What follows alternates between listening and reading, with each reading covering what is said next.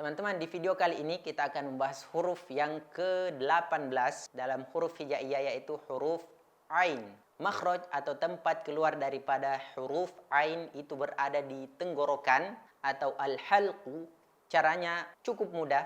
Huruf Ain, jadi tenggorokan bagian atas di sini. Sekarang kita belajar menyebutkannya. Teman-teman bisa ikuti.